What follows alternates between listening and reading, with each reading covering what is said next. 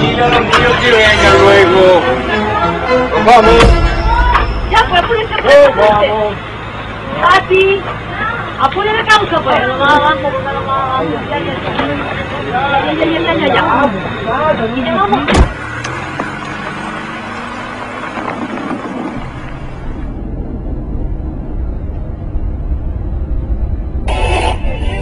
El crecimiento económico de Chile para este año supera todo lo esperado, convirtiendo a Chile en una de las economías más sólidas. Seguimos siendo modelo de progreso para el mundo. ¿Cómo es que llegamos a ser un país tan bacán, Tata, si antes era un país tan pobre? Esto comenzó hace muchos años, cuando ustedes no habían nacido. ¿Con la guerra del Pacífico? No tan atrás.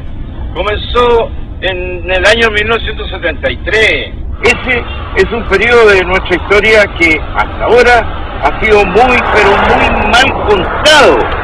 ¿Y tú te la sabes o no, Tata? Claro que sí, pues yo me la viví en cuerpo y alma, mejor. Entonces cuéntala, pues, Tata. Cuéntala, Tata, Ya. Mira, todo empezó en esos tiempos, en que el mundo estaba, fíjate, dividido entre capitalismo y comunismo. ¿Y qué es el capitalismo, Tata? Capitalismo, mira, es un basurero lleno de autos, casas, artículos eléctricos y comida. ¿Y el comunismo? Bueno, es lo mismo, el mismo basurero, pero sin nada. Causas. En 1970, el mundo se encontraba dividido entre dos ideologías políticas antagónicas e irreconciliables: la democracia y el comunismo marxista. Las dictaduras marxistas ya habían subyugado a la ex Unión Soviética, Alemania Oriental, China y Cuba, e intentaban extender sus dominios hasta América Latina. Ese año, el comunismo marxista vio la oportunidad de tomarse Chile fácilmente, accediendo al poder por la vía democrática del voto ciudadano, de la mano del líder de la Unidad Popular, el socialista Salvador Allende Gossen. Pero esta historia comenzó un poco antes, cuando en 1964 fue elegido presidente de Chile el demócrata cristiano Eduardo Frei Montalva, cuyo gobierno pavimentó el camino para la entronización del marxismo en el país. Al siguiente año, en la Universidad de Concepción, nacía el movimiento terrorista MIR. Las huestes comunistas, después que fueran proscritas y desarticuladas por el presidente Gabriel González Videla, habían logrado nuevamente reorganizarse. Mi teoría era muy clara y muy sencilla, y creo que es la única manera de defender la democracia en el mundo. Y es que la libertad que da la democracia no puede servir para ser destruida. Y usted, al darle cabida a un comunista y otorgarle los derechos y las libertades que tiene un demócrata, sencillamente usted lo que está sentenciando a muerte a la democracia, como lo ha demostrado el Partido Comunista en todo el mundo. Como en 1970, el candidato de la Unidad Popular, Salvador Allende Gossen, en su cuarta postulación a la presidencia de la República, no alcanzó la mayoría absoluta de votos que necesitaba para ser elegido.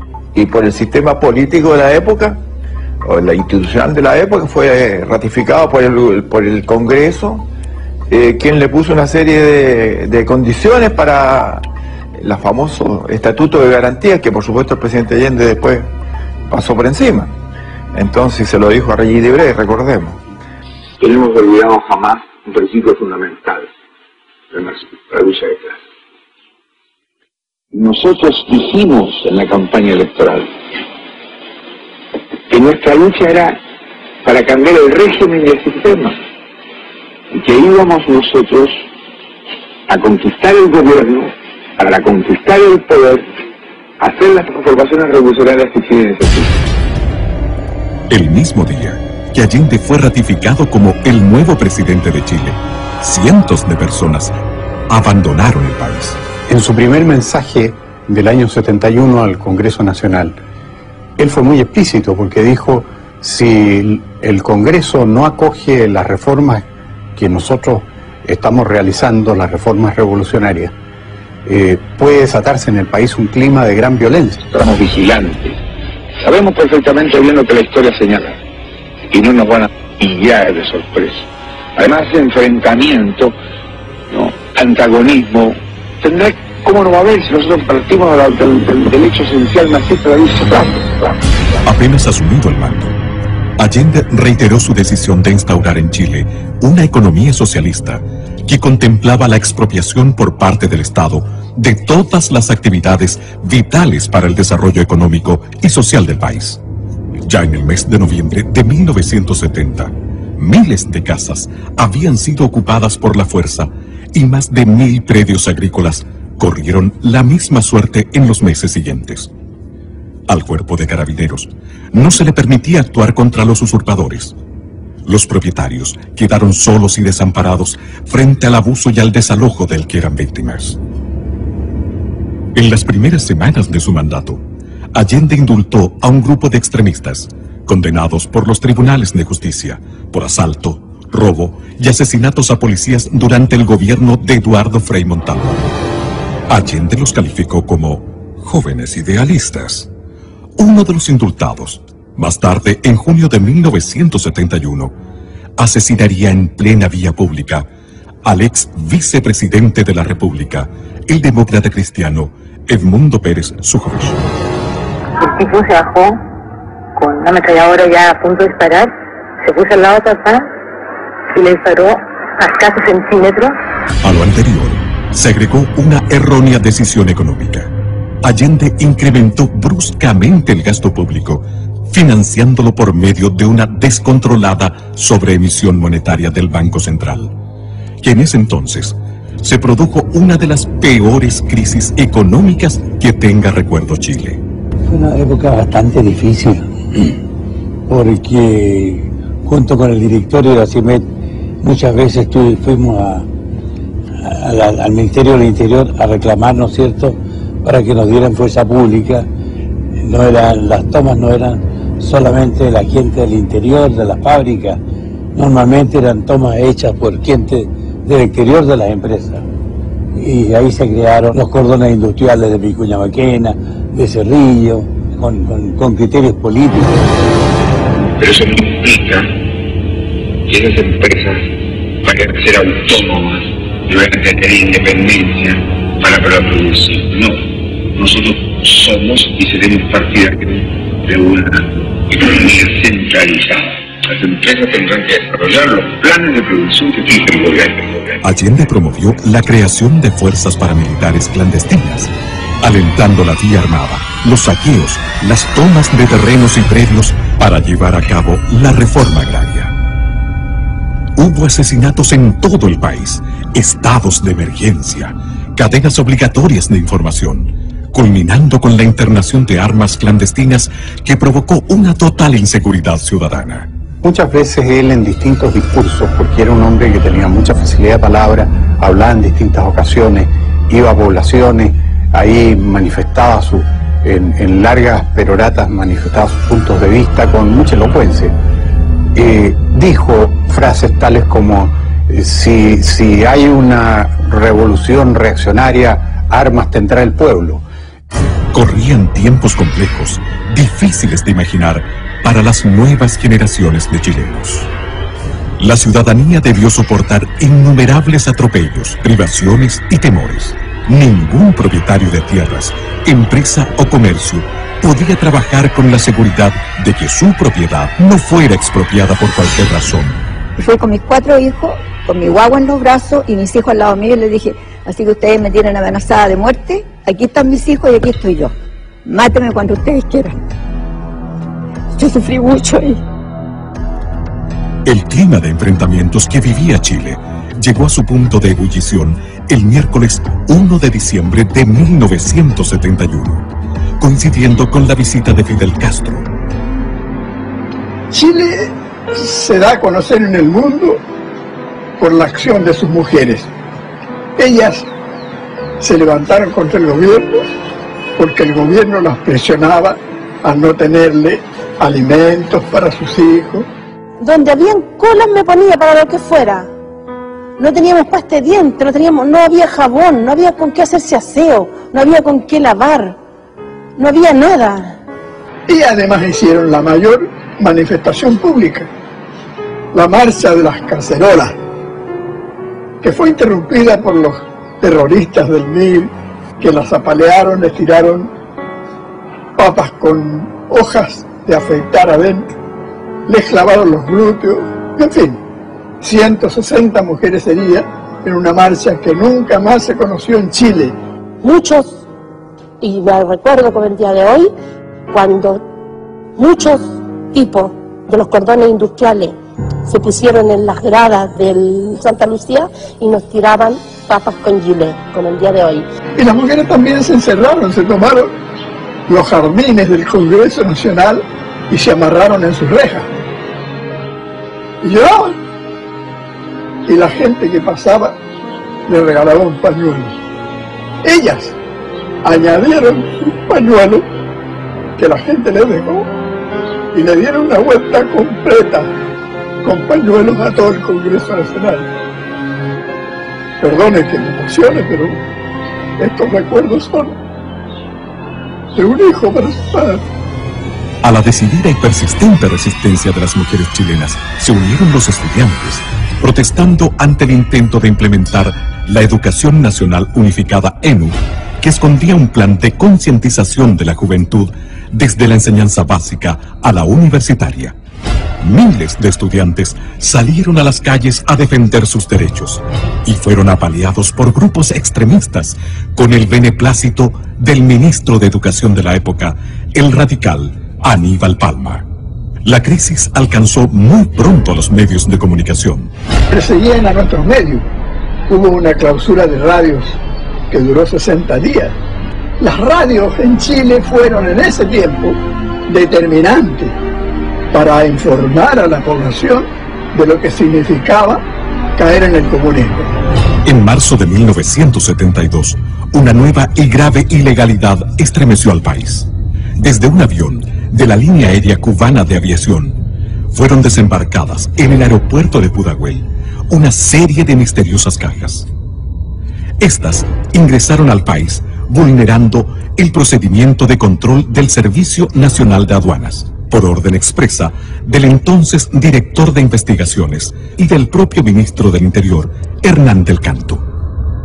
Semanas después, se pudo constatar que lo que contenían las cajas era armamento, ingresado ilegalmente al país, destinado al grupo de amigos personales de Allende, GAP. Que las únicas armas las pueden tener las Fuerzas Armadas, y este era un grupo armado paramilitar. Como fue muy criticado el hecho de que tuviera una Guardia Armada personal, GAP, después hicieron un cambio y dijeron no, si en realidad no es una Guardia Armada personal, es un grupo de amigos personales, y a eso obedece la sigla GAP. Años más tarde, el escritor cubano Norberto Fuentes confesaría en una de sus obras que ingresar armamento a Chile en cajas rotuladas como valija diplomática fue un procedimiento común del gobierno de Cuba durante el periodo de Allende. En junio de 1972, otra situación tensional sacudió al país al negarse el presidente Allende a promulgar completa la reforma constitucional aprobada por el Congreso, que volvía inexpropiables los predios inferiores a 40 hectáreas. Hay una ley. Esa ley, indiscutiblemente, nos va a llevar a nosotros a expropiar todas las haciendas, todos los fondos que supere el mínimo establecido por la ley. Y esto produjo un verdadero caos y desastre en la producción agrícola. Tanto es así de que las autoridades reconocieron en su tiempo de que la producción agrícola equivalente al año 1935. Si no hubieran quitado el fondo era como quitarme la vida. Y nos querían quitar el fondo porque estos desgraciados aprobaron una ley, ¿no es cierto?, de quitarle todos los fondos a los agricultores sin pagar ninguna indemnización. Al presidente de la República por enésima vez la actitud ilegal de la autoridad administrativa. La oposición consideró este acto inconstitucional. Las cosas no pueden seguir como están. La Contraloría General de la República le dio la razón. En medio de esta polémica, el Partido Nacional declaró que el presidente de la República, al no promulgar la reforma constitucional, estaba violando en forma deliberada y sistemática su promesa solemne de respetar y hacer cumplir la Constitución y las leyes. ¿Se imaginan ustedes cómo fue esto? en esos momentos en que había una efervescencia nacional, estuvimos a punto de una revolución. En el mes de octubre de 1972, en medio de una inflación galopante que superaba el 260% anual y ante la posibilidad de ser estatizados o ir a la quiebra, la agrupación de dueños de camiones inició un paro nacional. Querían seguir trabajando, había una persecución tremenda, si tú no eres comunista o socialista, preso, ¿ya? Y vino una sensación de inseguridad familiar primero, y después de todos los camioneros que son bravos para sus cosas. Comenzó a fallar la benzina, no le entregaban combustible a los camioneros, que éramos de una línea, ¿ya? Entonces él formó el Mopare, que era una asociación de dueños de camiones, pero del lado contrario, ¿ya? El Mopare recibía todo, neumáticos, camiones, combustible, y a nosotros nos comenzaron a encerrarnos. Preocupado por la magnitud y los efectos de la protesta liderada por los camioneros, llamó a miembros de las Fuerzas Armadas a integrarse al gabinete, como una forma engañosa de establecer una solución y restaurar el orden. Me nombraron a mí como secretario general de ese entonces para tomar contacto con los interventores que eran de las Fuerzas Armadas, y en ese momento sonó el teléfono del Ministerio de Obras Públicas, donde estábamos, que queda frente a la bodega. Era el presidente de la República que habló con el ministro Miolillate y le preguntó: ¿sabe usted dónde podemos encontrar a Jorge Álvarez? Dígale a Jorge Álvarez, porque así hablaba, que venga inmediatamente aquí a la moneda. Entonces me dice: mire Álvarez, me dijo, soy un convencido que cada hombre tiene su precio. Decirme a mí esa weá. Y por lo tanto yo voy a hacer un ofrecimiento a usted, con tal que me pare el paro. Que los camiones salgan mañana a trabajar. Y yo le hago depositar a usted en Nueva York, en una cuenta ultra secreta, $1 millón. Yo lo quedo mirando un rato. Si no está de acuerdo, 2 millones me dice. A los camioneros se agregaron luego todos los sectores productivos, paralizando por completo al país. Era obvio que íbamos por un muy mal camino, íbamos en dirección a una confrontación dentro de los chilenos, una guerra civil. Para el presidente Allende, esta crisis fue el verdadero anuncio de que la revolución marxista se le escapaba de las manos. En medio de la anarquía reinante, surgieron los comandos de extrema derecha como respuesta al desenfreno con que actuaban la Guardia de Amigos Personales de Allende Gap y las brigadas marxistas. Los enfrentamientos entre grupos antagónicos se sucedían sin previo aviso en los campos, en las carreteras y hasta en el centro de Santiago y otras ciudades. A fines del año 1972, la crisis económica y alimentaria en Chile se hizo insostenible. El gobierno de la Unidad Popular comenzó a preparar a la población para un plan de racionamiento de alimentos, combustibles y energía. La ola estaba creciendo y el desenlace, fuera cual fuere, tenía mal pronóstico.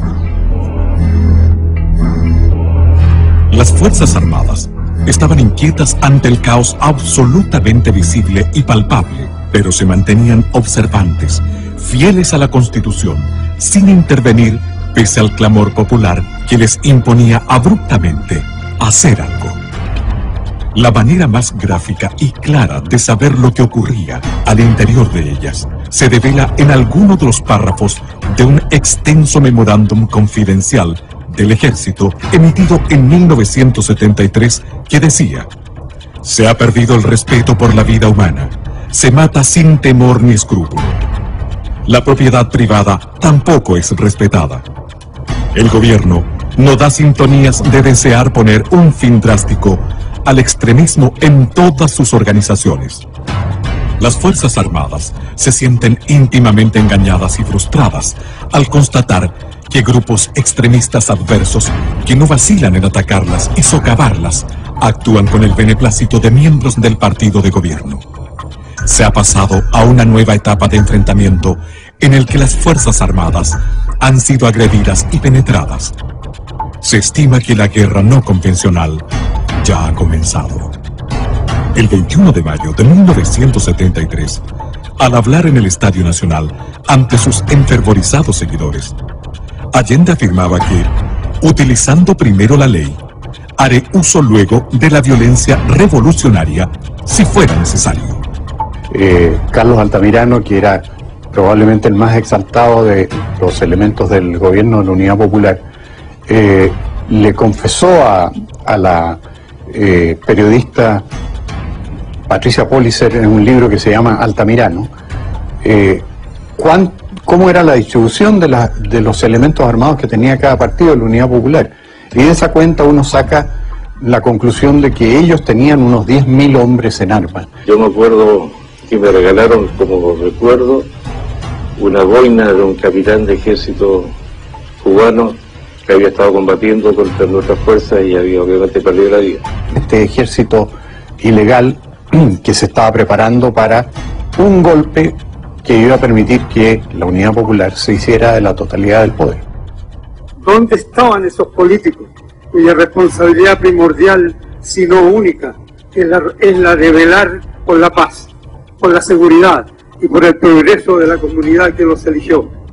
Cuando el Partido Socialista dice en su Congreso Anual de Chillán en 1961 que no descarta la toma del poder por las armas, y lo vuelve a repetir en los congresos de los años siguientes.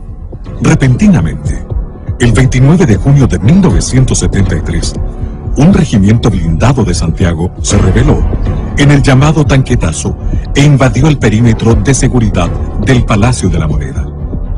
El levantamiento fue dominado en pocas horas por el mismo ejército, pero tuvo la virtud de revelar la verdadera actitud e intenciones del presidente Allende.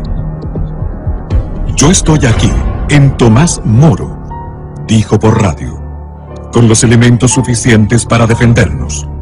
Llamo al pueblo a que se tome las industrias, todas las empresas, que estén alerta, que se vuelquen al centro, pero no para ser victimado. Que el pueblo salga a las calles, pero no para ser ametrallado. Que lo haga con prudencia, con cuanto elemento tenga en sus manos. Si llegó la hora, armas tendrá el pueblo. Pero nosotros estamos alerta y tenemos que decirle a todos los que son en actitud vigilante. Y por eso en la concentración de esta tarde yo voy a plantear algunos de los aspectos en que el pueblo debe tener más conciencia. Usted está cumpliendo su programa, enfrentamiento continuo. Permanente. Hasta si ellos lo buscan, si ellos lo provocan. Habrá el enfrentamiento forzado. El viernes 6 de julio de 1973, el expresidente de Chile, Eduardo Frei Montalva, que fuera señalado por Pablo Neruda como el general civil del 11 de septiembre, reunido con los representantes de la Sociedad de Fomento Fabril, puso el dedo en la llaga al manifestar: el país está desintegrándose y si no se adoptan urgentes medidas rectificatorias, fatalmente se caerá en una cruenta dictadura marxista a la cubana. Nada puedo hacer yo, ni el Congreso, ni ningún civil. Desgraciadamente, este problema solo se arregla con fusiles. Y a continuación dijo: les aconsejo plantear sus aprehensiones directamente a los comandantes en jefe de las Fuerzas Armadas. Ojalá hoy mismo. El 22 de agosto de 1973, la Cámara de Diputados del Congreso Nacional aprobó e hizo público el acuerdo que expresaba la desaprobación del ente legislativo ante las circunstancias y evidencias de lo que estaba ocurriendo en Chile, afirmando en alguno de sus párrafos que el gobierno no ha incurrido en violaciones aisladas de la Constitución y de la ley, sino que ha hecho de ello un sistema permanente de conducta, atropellando sistemáticamente las atribuciones de los demás poderes del Estado, violando reiteradamente las garantías que la Constitución asegura a todos los habitantes de la República y permitido y amparado la creación de poderes paralelos ilegítimos que constituyen gravísimo peligro para la nación. Un día después de la declaración de la Cámara de Diputados, el 23 de agosto de 1973, tras un confuso incidente que evidenció la pérdida de liderazgo del general Carlos Prats al interior del ejército, el gobierno de Allende procedió a entregar el mando total del ejército al general de división Augusto Pinochet Ugarte, previa dimisión voluntaria de su antecesor, el general Prats.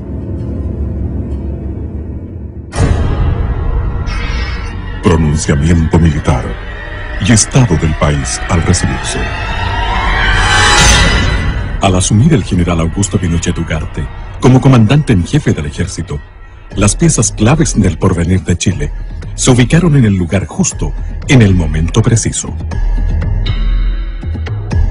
Por esos días, la muerte del joven subteniente del ejército Héctor Lacrampet, asesinado a balazos por un comando extremista, dirigido por el mexicano Jorge Albino Sosa Gil, junto a los furibundos llamados del socialista Carlos Altamirano a defender la revolución en las calles y al inminente riesgo de un autogolpe por parte del gobierno de Allende, determinaron la trascendental decisión al interior de las Fuerzas Armadas.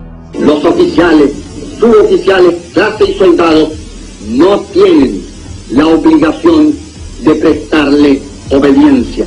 El 7 de septiembre de 1973, el almirante José Toribio Merino hizo llegar a manos de los generales Lee y Pinochet un mensaje claro y decisivo de su puño y letra. En él se señalaba el día y la hora en que las Fuerzas Armadas entrarían en acción. Los generales en jefe firmaron el documento comprometiéndose con la liberación de Chile.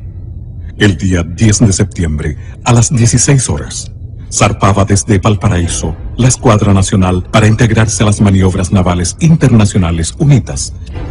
Y cuando me recibo guardia de la noche, me doy cuenta que vamos con un rumbo absolutamente contrario al que yo inicialmente suponía que debíamos ir para reunirnos con los buques de la Marina Norteamericana con la cual íbamos a hacer el ejercicio UNITAS.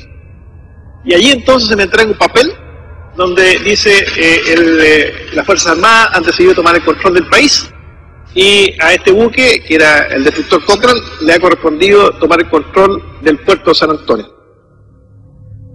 Ese mismo día, la totalidad del contingente del ejército se acuarteló en sus unidades.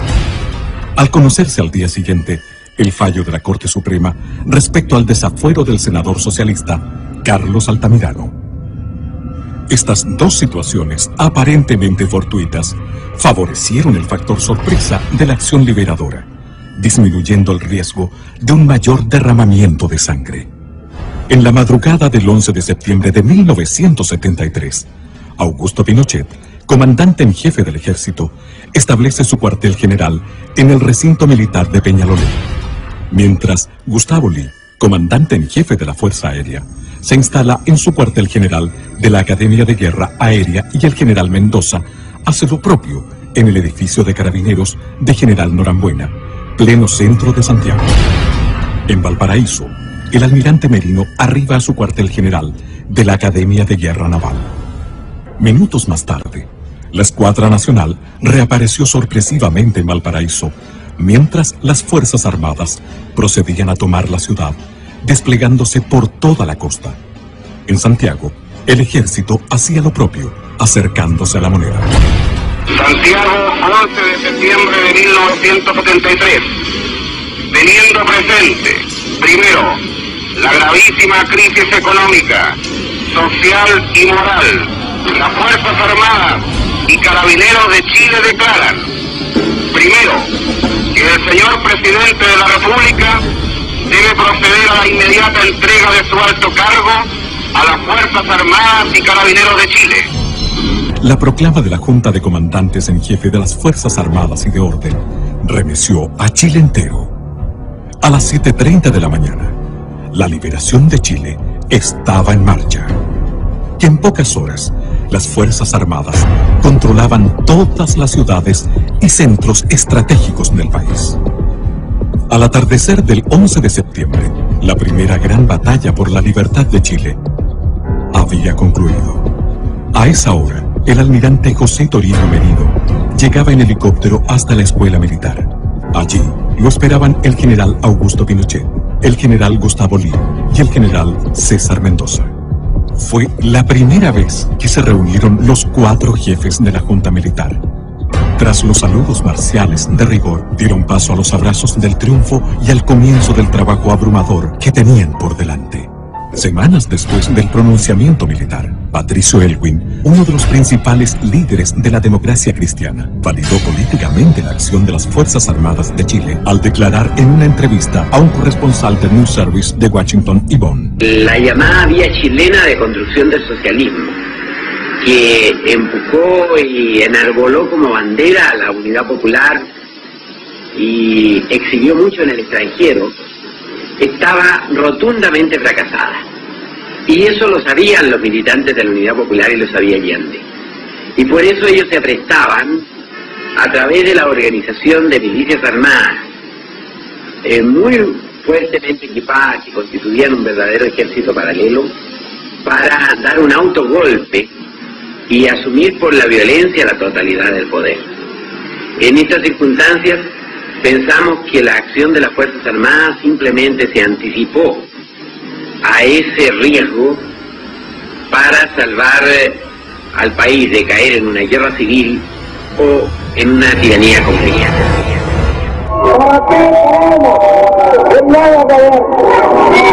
Queremos un nuevo gobierno para que venga a dar seguridad a la familia, para que las mujeres puedan dedicarse a su casa y a sus hijos y no tengan que estar perdiendo horas y horas, días enteros en hacer la cola del aceite, la cola de la vida, la cola del azúcar, la cola del pan. La primera batalla había sido ganada, pero ahora venía otra, más larga y compleja que la anterior. Y bajó mi general en manga de camisa, con manga corta, en manga de camisa, y se sentó ahí y dijo, bueno, pues amigos, ustedes saben por qué están aquí. No, nosotros no teníamos muy clara la situación. Dijo, porque vamos a formar un comité asesor, porque me tienen que ayudar, pues amigos. Recibían un país absolutamente quebrado, desde el punto de vista económico, social, de todo punto de vista, y especialmente esa confrontación que había entre los chilenos era muy profunda. Así lo estimaba también el expresidente demócrata cristiano, don Eduardo Frei Montalva. Vengo a este sitio para, junto con todas las iglesias de Chile, orar por la paz y la reconstrucción de nuestra patria. Señor general,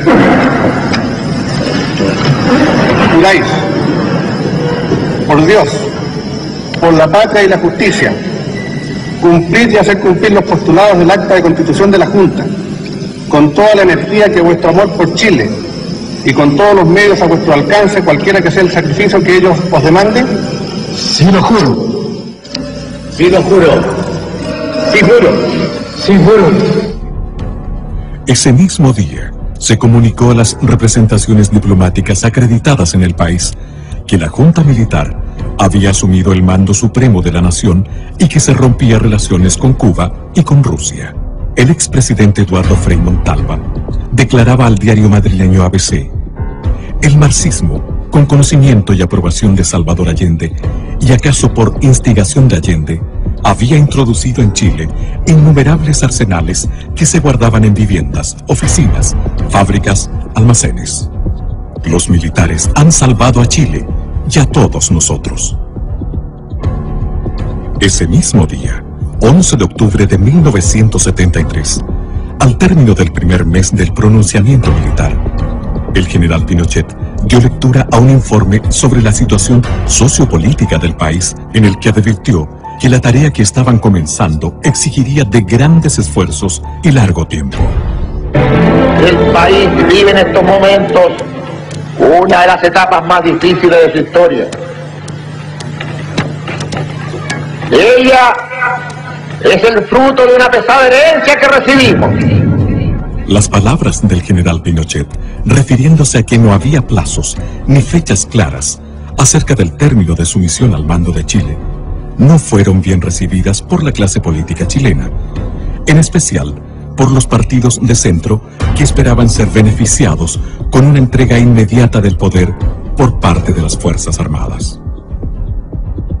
Hasta el mes de julio de 1974, Chile fue conducido por un poder ejecutivo colegiado, en el cual compartían responsabilidades los 4 miembros de la Junta.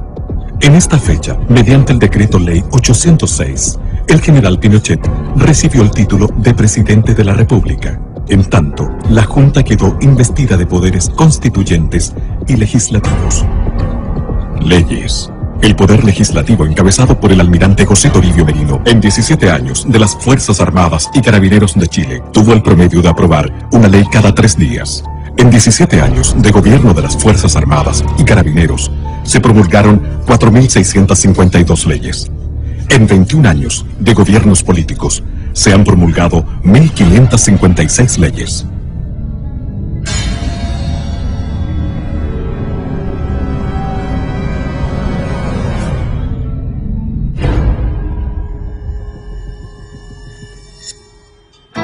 Bajo la conducción del presidente Pinochet, se organizó el comité asesor encargado de diseñar el plan que se requería para sacar a Chile de la ruina en que lo había sumido el marxismo. Nos pusimos en la tarea con varios personajes como Gastón Acuña, Jaime Guzmán, Rubén Díaz, Neira y otros, a la creación de cosas que el gobierno debía hacer, darle ideas a los militares.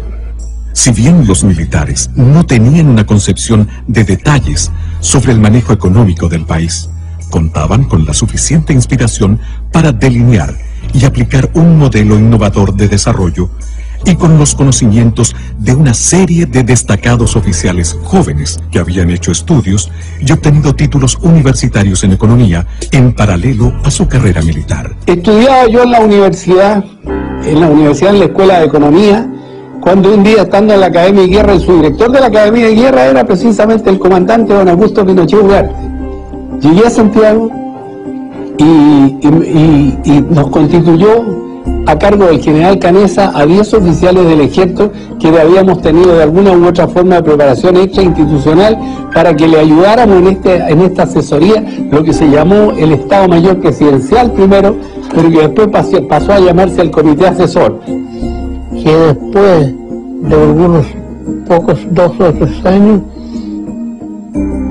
se transformó en el Ministerio Secretaría General de la Presidencia. No teníamos ni dónde almorzar, ¿se acuerdan? Y nos daban un rancho como ahí, ¿qué vamos a agregar? Así nació esta cuestión, de a poquito, de a poquito, de a poquito.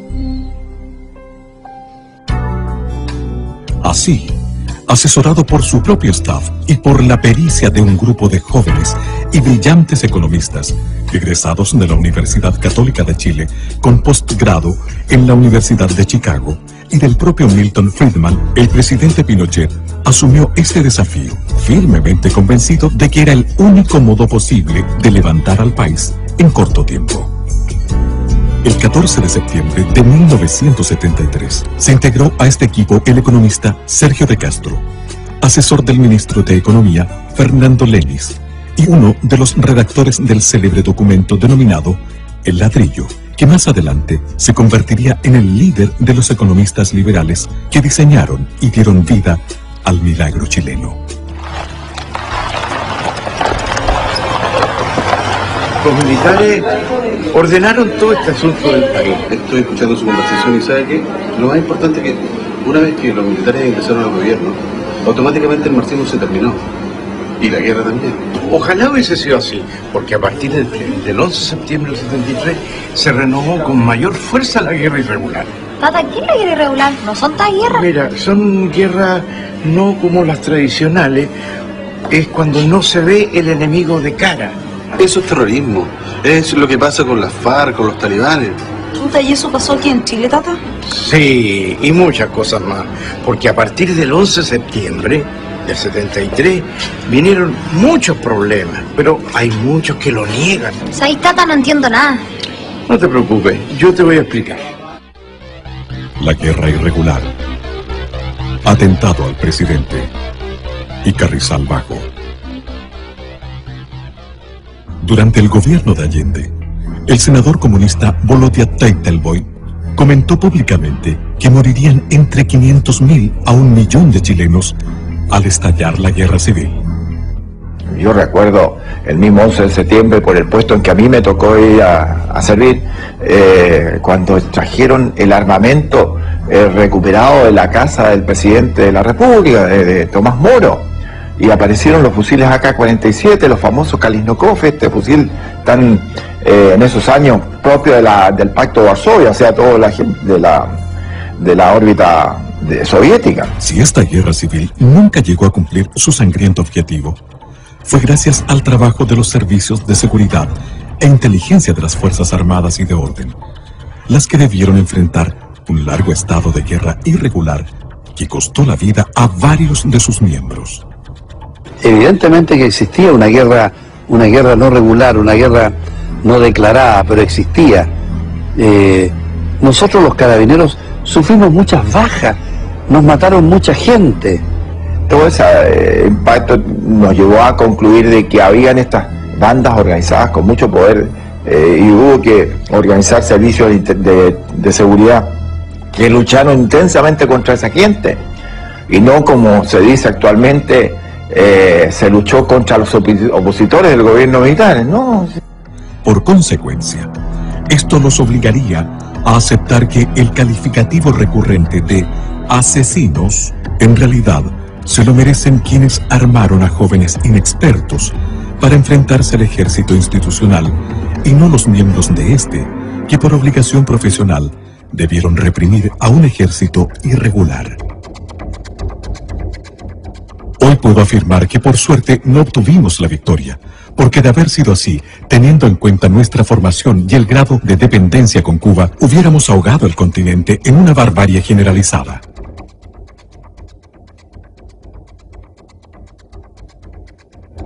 Una de nuestras consignas era hacer de la cordillera de los Andes la Sierra Maestra de América Latina, donde primero hubiéramos fusilado a los militares, después a los opositores y luego a los compañeros que se opusieran a nuestro autoritarismo.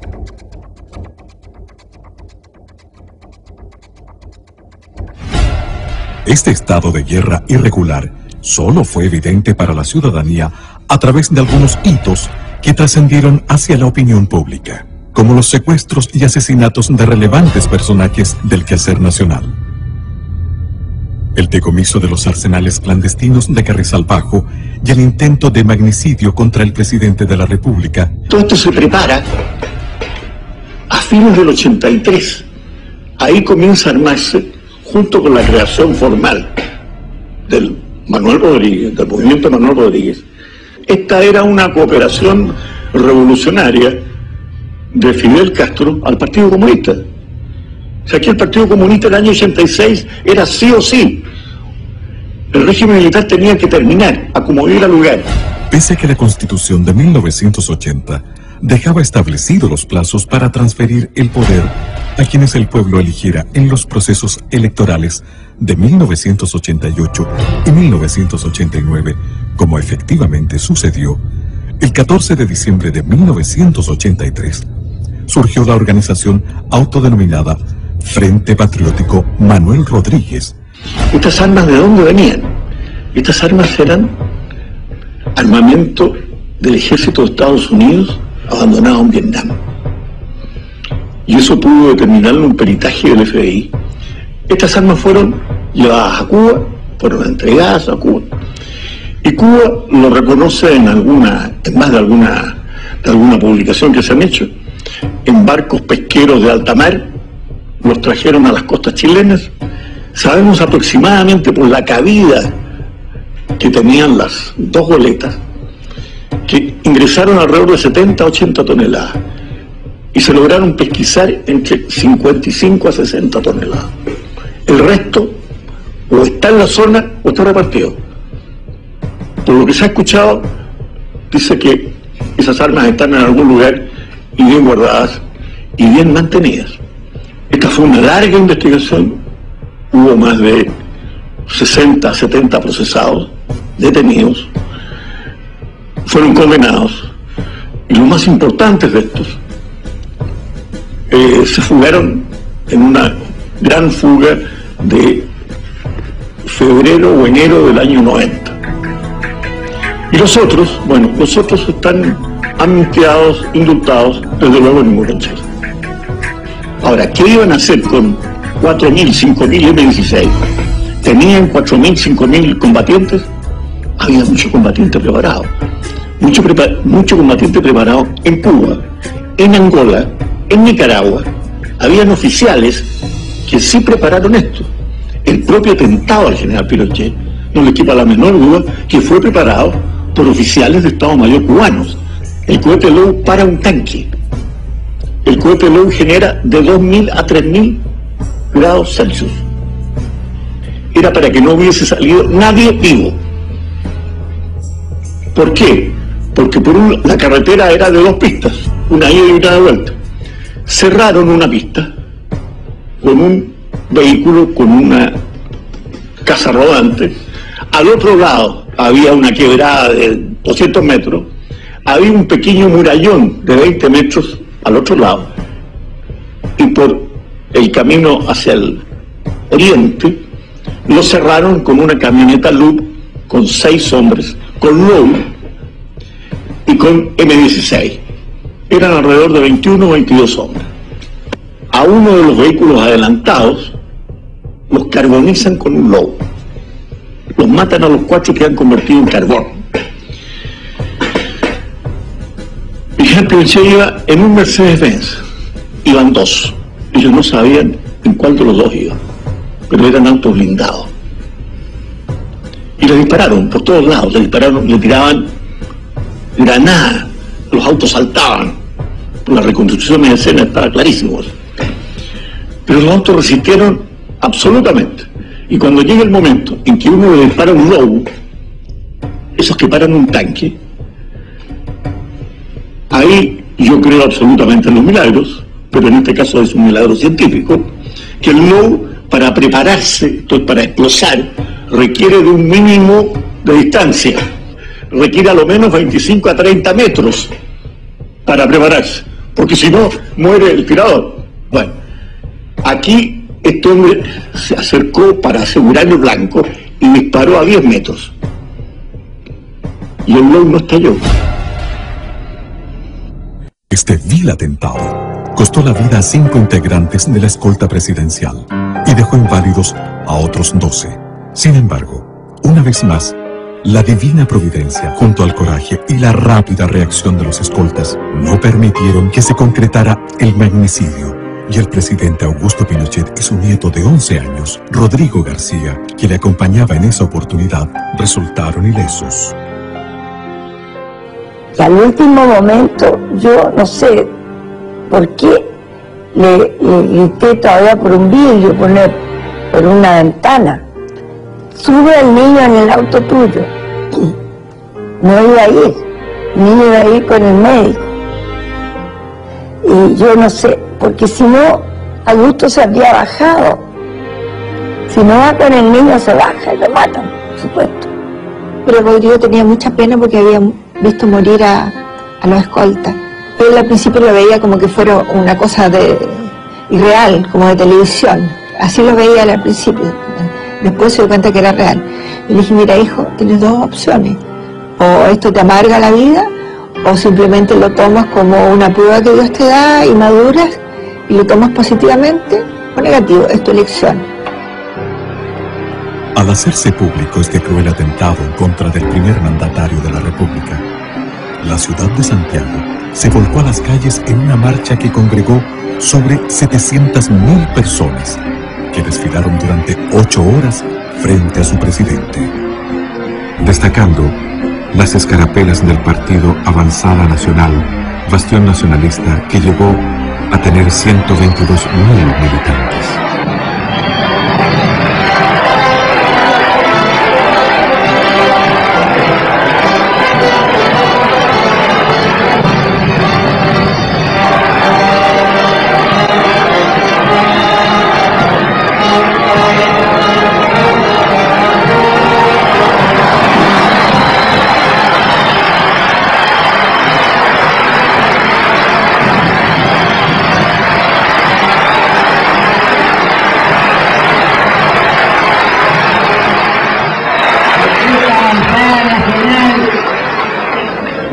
La hizo crecer desde pequeña y ya está hecha un hombre. Pero debemos darle las energías suficientes para que sea la primera, el primero de los partidos políticos. Surgió precisamente Avanzada Nacional, como he dicho, el 21 de mayo de 1987, con el propósito de contribuir a la tarea histórica de la reconstrucción nacional. Reconstrucción nacional que inició, o que se inició, con el pronunciamiento militar del 11 de septiembre de 1973.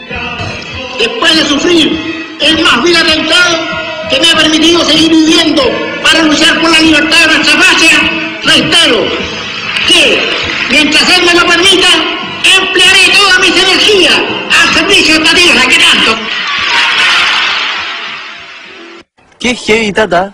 Mansa historia que no conocíamos. Creo que yo no me sabía la historia completa. Es natural que así sea, porque se ha dicho pocas verdades y muchas mentiras durante largo tiempo. La Concertación se ha empecinado en escribir la historia de Chile solo con fragmentos de verdad. Los logros. El legado del presidente Augusto Pinochet a Chile. El presidente Augusto Pinochet asumió el gigantesco desafío de reconstruir a Chile no solo en el aspecto económico, sino como nación y Estado.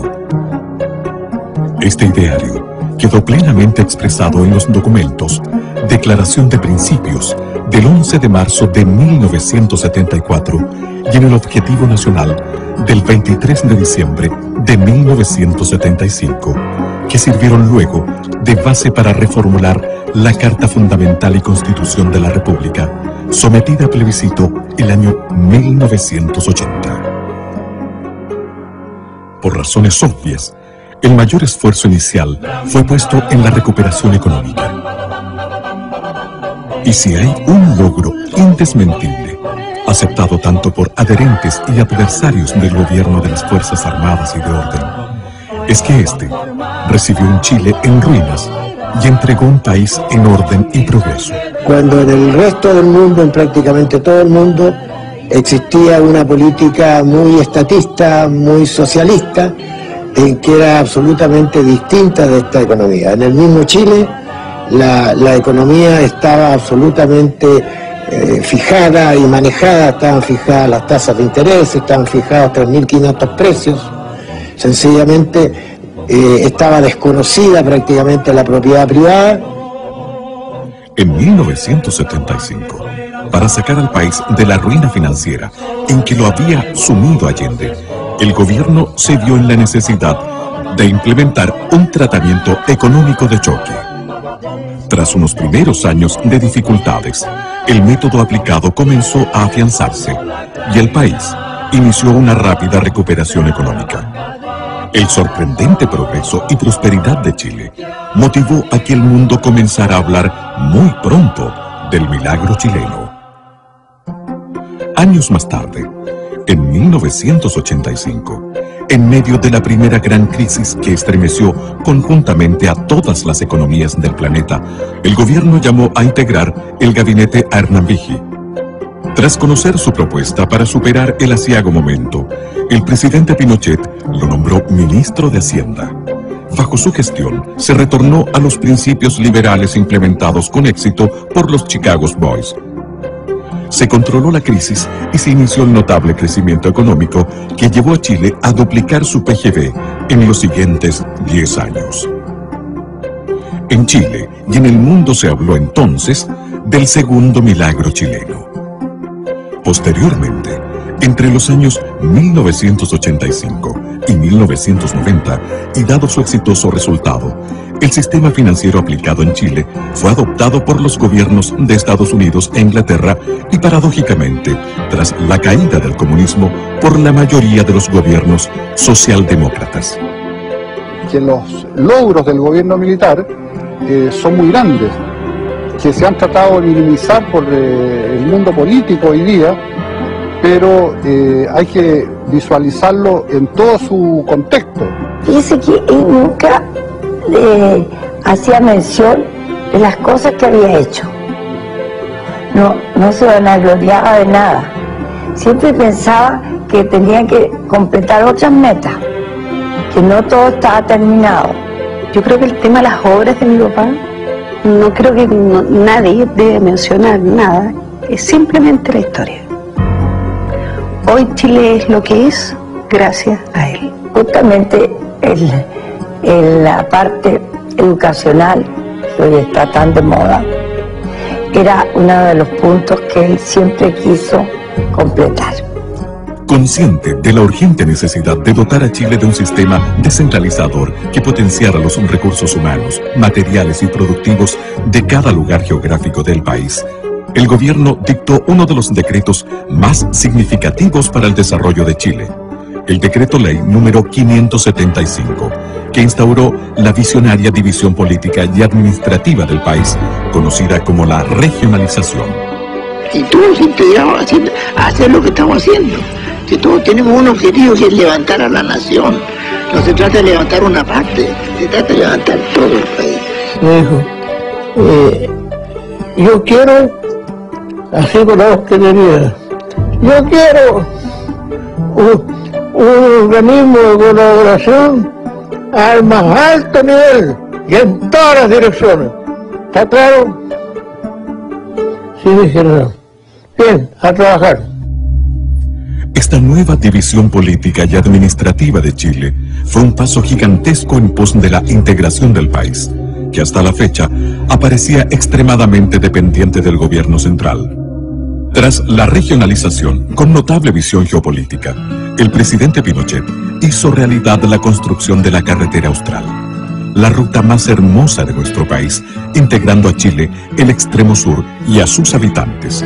Era al país a un porcentaje importante del país que estaba totalmente aislado. Y el regimiento Arauca nos inició el camino, la carretera austral, desde el lago Yelcho hacia el sur. El presidente de la República dispuso que se iniciara el camino desde Chaitén al sur, y es así como el año 82 se inauguró el tramo de Chaitén a Coyhaique, 420 kilómetros. Y además de esos 420 kilómetros se hicieron 7 caminos transversales. ¿Ante cuánto teníamos que sacrificarlo para salir a hacer nuestro trámite? En barco hasta 20 días o más, y por ahí se echaban a perder los barcos o el temporal, el viento, no podían traficar, ahí tenía que uno estar sin poder avanzar. Es un orgullo el haber tenido cerca nuestro al ejército, porque para nosotros el ejército, y más bien don Augusto Pinochet, nos sacó del aislamiento. Antiguamente Chile llegaba a Puerto Montt y nosotros supimos que en realidad éramos chilenos. Cuando llegamos a ver, cuando llegó el ejército, había muerto a desembarcarse en una barcaza y ver uniformados que nos dijeron que nos sacarían del aislamiento. A él le gustaba estar con la gente. Yo le digo una cosa, el general Pinochet recorrió la carretera austral todos los años, 1 o 2 veces, ¿no? Entregó escuelas, tomó contacto con la gente, entregó centrales hidroeléctricas, entregó postas. Recorrió toda la carretera, pasó por la carretera. Sí, fuimos al encuentro de él cuando yo trabajaba en Guadalajara ese tiempo, y al cruce de Guadalajara fuimos. a darle un esquinazo. Esta región a él lo recordará por las grandes obras, porque es el único presidente que ha tenido Chile que se ha acordado de nosotros. Es el único que nos hizo una carretera austral, es el único que dio luz, que dio teléfono y que nos dio las comodidades que hoy tenemos. En septiembre de 1973, el sector de la gran minería del cobre, soporte económico de Chile actual, estaba tan arruinado y abandonado como el país mismo. Cuando llegué a la minería, era un sector que estaba con una explotación bastante incipiente. Para muestra, darte un botón, no tenían dónde hacer la depositación de los relaves en el cobre. Y la depositación de los relaves, lo único que a usted le entregan una casa sin alcantarillado. ¿Cómo sigue produciendo? Esa sola cosa obligó a hacer una serie de asuntos que sería imposible explicarle en 2 minutos, pero que significó un trabajo bárbaro. Durante el gobierno de don Eduardo Frei Montalva, se decidió que las compañías estadounidenses debían entregar al Estado el 51% del negocio, conservando ellas el 49% y también su administración, ya que en Chile no había conocimientos ni especialistas para administrar exitosamente este sector. En 1971, el gobierno de Allende expropió y nacionalizó la totalidad de las empresas mineras administradas por empresas extranjeras, acción que contó con el respaldo unánime del Congreso Pleno. La producción en cero, porque la producción, como había sido no una expropiación, sino que había sido una apropiación del capital norteamericano, los norteamericanos reaccionaron con la justicia y nos embargaron todas las cargas de cobre. Entonces lo que usted salía para afuera quedaba embargado en los puertos que llegaba. Por lo tanto, la entrada era cero. El presidente Pinochet concibió a las empresas que conformaban la gran minería del cobre como una entidad unitaria regida por una política general global, con objeto de maximizar la eficiencia y aprovechar la economía a escala. Así fue que en 1976, el Decreto Ley 1350 creó Codelco Chile. Para hacerse cargo de esta magna tarea, el presidente nominó al general Orlando Urbina Herrera, a quien sucedió más tarde el coronel Daniel Gastón Fres, como presidente ejecutivo. A fines de los años 70, Chile comenzó a despegar. La economía y el sector productivo daban claras señales de crecimiento y reactivación. En ese momento, el presidente Pinochet decidió abordar otras importantes reestructuraciones que Chile necesitaba para consolidarse como una gran nación. Llevó a cabo la modernización de la justicia a través de la reconstrucción del Poder Judicial y la modernización de la Tesorería General de la República, del Servicio Nacional de Aduanas y de la Casa de Moneda de Chile. Con el fin de dar normalidad a la economía nacional, se creó la Superintendencia de Bancos e Instituciones Financieras y la Superintendencia de Valores y Seguros. Lo principal o lo definitivo fue el aceptar e introducir, mejor dicho, la política de mercado, la llamada en ese momento política social de mercado, como su nombre lo dice. Anticipándose a las tendencias del mundo actual, redujo el tamaño del Estado y modernizó todas sus funciones. Creó o reformuló ministerios y encargó innumerables estudios para orientar certeramente todas las refundaciones. Se dio a conocer el mapa de la extrema pobreza en Chile. Un estudio encargado por el AODEPLAN y el Instituto de Economía de la Universidad Católica, con objeto de conocer la cantidad y distribución de los pobres en el país. Documento que permitió contar por primera vez en la historia de Chile con datos fidedignos para orientar objetivamente el gasto social del Estado. Con su característica visión de futuro, el presidente Pinochet dispuso la creación de la Comisión Nacional de Energía, una repartición de gobierno con facultades ministeriales que en la actualidad ha tomado enorme importancia en cuanto a normar e impulsar el vital desarrollo energético de Chile. Y tomando en consideración que Chile es un país sísmico, dispuso la creación de la Oficina Nacional de Emergencia del Ministerio del Interior, ONEMI. Creó la Academia Nacional de Estudios Políticos y Estratégicos, ANEP, destinada a preparar a los altos mandos de la nación. Impulsó el fortalecimiento de la agricultura. Y eso produjo el auge que hemos tenido en la producción agrícola, que hoy día Chile exporta miles de millones de dólares, y eso ha significado que se cree casi 800.000 personas trabajando en el agro, en una actividad pujante, cada día más renovada, y más activa. Junto a lo anterior, se introdujeron variados avances tecnológicos orientados a aumentar el rendimiento por hectáreas cultivadas y mejorar la calidad de los productos, entre otros, el sistema de regadío gota a gota. Se sacó una ley, que es la ley de fomento a obras de riego, en que se incentivaba al privado a invertir en obras de riego. Preocupado por las necesidades de los trabajadores, se puso en vigencia la aplicación de un plan laboral basado en la promulgación de un nuevo Código del Trabajo. Habían una serie de rigideces en la legislación del trabajo que atentaba precisamente contra la contratación de los trabajadores. Y la prueba más clara es que un estudio hecho, creo que al final del gobierno de don Eduardo Frei Montalva, indicaba que no se habían creado nuevas fuentes de trabajo a ese nivel. Uno de los beneficios más importantes y trascendentales que tuvo en miras el gobierno de General Pinochet fue terminar con la división de las clases sociales entre los trabajadores obreros y empleados. El obrero, que era el hombre que trabajaba con el pico y la pala, y el trabajador, que era el trabajador de cuello y corbata, estaban divididos en un modo casi infranqueable, y siempre había mucha división respecto de las relaciones que tenían que tener entre ambos. En el sector salud, el gobierno reformuló prácticamente todo, con objeto de elevar los estándares de servicio y de acceso a la salud en Chile. No se opta por construir más hospitales, se opta fundamentalmente por atacar los problemas de salud. ¿Por qué surgen los problemas de salud? ¿Ah? Vamos a atender a la madre, vamos a evitar la desnutrición, vamos a buscar llegar al máximo de la ciudadanía, postas a lo largo de todo el país, de modo que efectivamente la gente, desde el comienzo del nacimiento del niño, estuviera bien alimentado. Se crean programas de alimentación en los colegios. Para mejorar el servicio a las personas, reemplazó el Servicio Nacional de Salud y el Servicio Médico Nacional de Empleados por el Fondo Nacional de Salud, FONASA. Además, puso en marcha el nuevo sistema de salud, ISAPRE. Los índices de salud durante el gobierno militar, reconocidos no por el mismo gobierno militar ni por el Instituto Nacional de Estadística, sino que por la Organización Mundial de la Salud. Los índices estaban cercanos a los países desarrollados.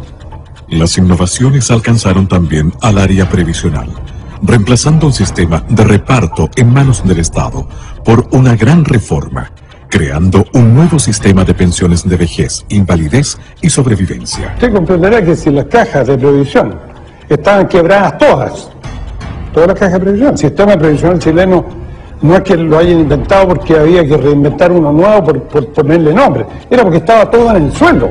El manejo de fondos pasó a manos privadas a través de las administradoras de fondos de pensiones, AFP.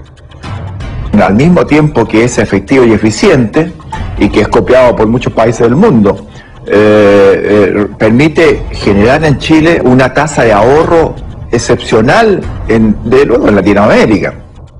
Modificó el sistema educacional chileno con objeto de vincularlo con la realidad laboral y productiva del país, a través de la Ley Orgánica Constitucional de Enseñanza LOCE, que establece los requisitos mínimos que deben cumplir los niveles de enseñanza básica y media. Antiguamente teníamos alrededor de 100.000 alumnos en la educación superior, llegamos a 300.000 alumnos en la educación superior, abriendo las posibilidades de la universidad a muchos chilenos.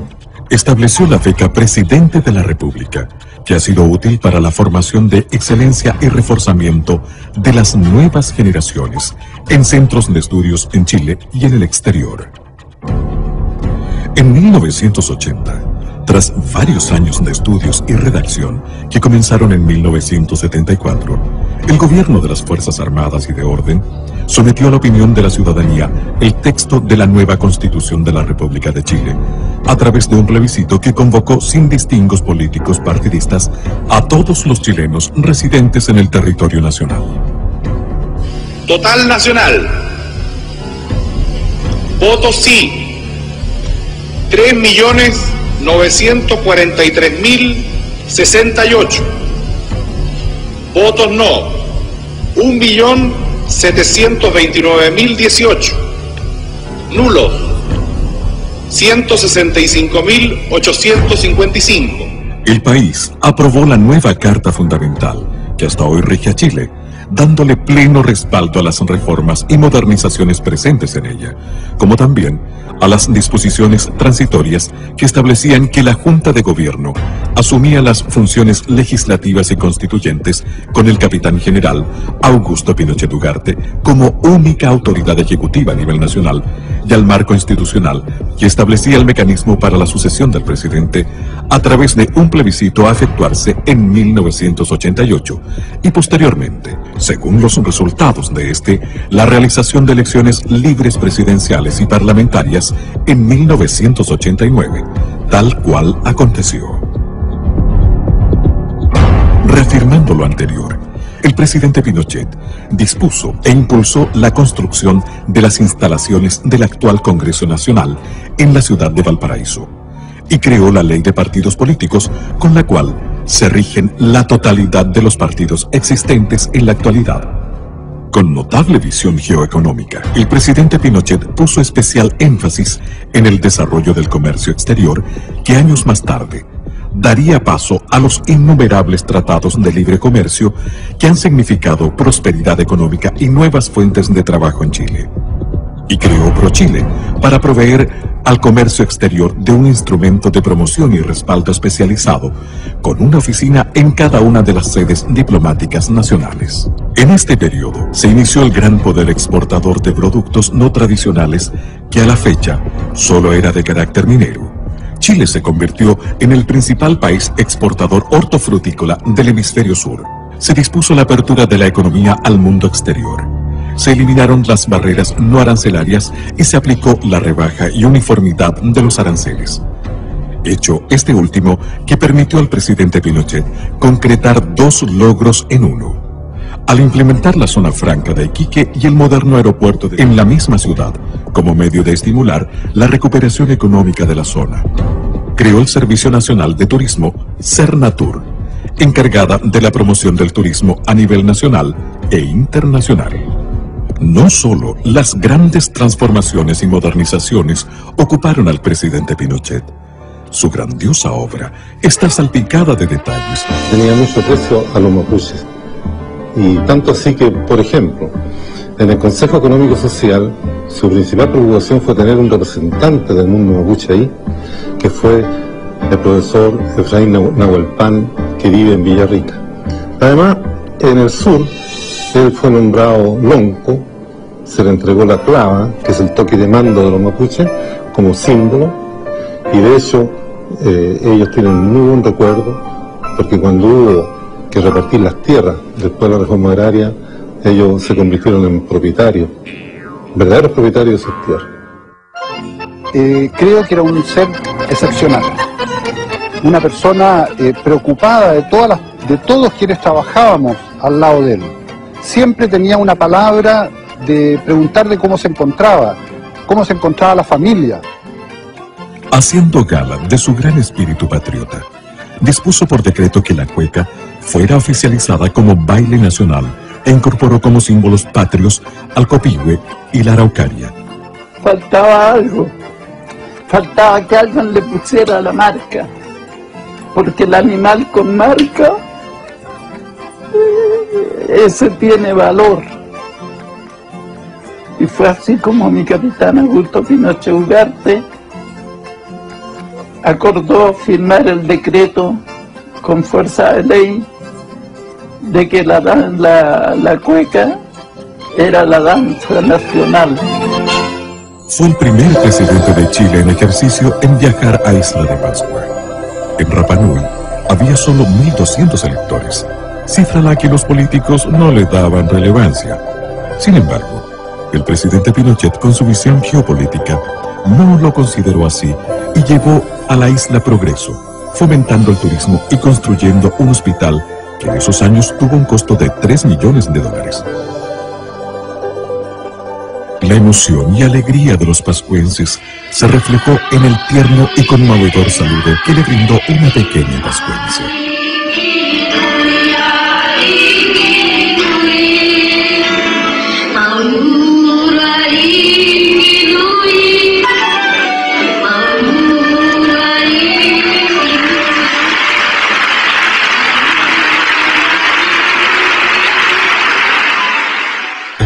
Inevitable destacar que durante el gobierno del presidente Pinochet, en Chile se realizó la mayor cantidad de obras públicas y sociales que se haya gestado antes en el país.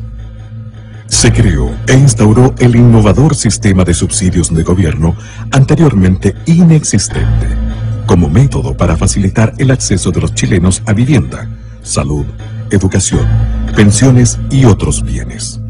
Se inició la erradicación de las poblaciones marginales, trasladándolas a lugares más saludables y hospitalarios. Se construyeron 550.000 viviendas que beneficiaron a 2.600.000 personas, entregando además 309.000 subsidios habitacionales. Fíjese que cuando asumió el gobierno militar, en agua potable había una cobertura de un 68%, y eso se entregó después de 17 años con una cobertura del 98% de la población chilena que tenía alcantarillado, de agua potable, perdón, y alcantarillado había recién un 35% de cobertura cuando asumió el gobierno militar, y se entregó con un 75%. Dispuso la construcción del embalse El Toro, las centrales hidroeléctricas de Colbún Machicura e inauguró 2.875 plantas eléctricas, potenciando el desarrollo del país y mejorando los estándares de vida de cientos de pueblos y ciudades que tuvieron acceso a la electricidad. Bajo su presidencia se construyeron 2.155 kilómetros de caminos y 450 nuevos puentes. No conozco ninguno de los puentes que se hicieron durante nuestro gobierno que se hayan caído por algún problema, como también han sucedido últimamente. Impulsó, construyó y puso en marcha el Metro de Santiago, con 36 estaciones y 50 trenes. Creó la DIGEDER, hoy Chile Deportes, como un ente necesario para normar y estimular el deporte en todo Chile. Con cálida dedicación, apoyó a la primera dama, señora Lucía Iriart de Pinochet, en la exitosa creación del voluntariado femenino, cuya obra se mantiene vigente en todo el país para beneficio de los más débiles y desvalidos, y que ha contribuido a la valoración de las mujeres como importantes artífices en el desarrollo social, político y administrativo del país. En 1974, cumplió el compromiso que hicieran a la Virgen del Carmen los padres de la patria, el que por más de un siglo y medio estuvo pendiente, levantando en su honor el templo votivo de Maipú, en el sitio donde libró la batalla decisiva por la independencia de Chile. Yo creo que el gobierno militar sentó las bases para que se construyera un Chile moderno, y yo creo que eso es lo más importante del gobierno militar. Además, durante este periodo, el gobierno chileno evitó 2 conflictos bélicos internacionales, una guerra con Perú y una guerra inminentemente con Argentina, sin ceder jamás ni un centímetro de territorio. Yo conociendo esto, ¿no es cierto?, sabiendo que venía un periodo crítico, reuní a las autoridades de Punta Arenas, y ahí me acuerdo bien claro que le dije que la guerra era lamentablemente inminente. Nosotros tuvimos, si mal no recuerdo, 3 o 4 meses en los canales del sur, con toda la inclemencia del tiempo, preparados para lo peor. Recuerdo perfectamente que el comandante del buque formó la dotación y fue con arenga. O sea, nosotros definitivamente zarpamos al combate. Era un buque, para ponerlo en palabras simples, un buque señuelo de misiles. O sea, era el buque que de alguna forma iba a atraer a los misiles de la escuadra enemiga con la cual nos íbamos a encontrar a las 7 de la mañana. Así que la verdad, las posibilidades de sobrevivencia a ese buque eran bastante escasas. Sin embargo, cada uno cumplió exactamente con su deber y cada uno estaba en su puesto.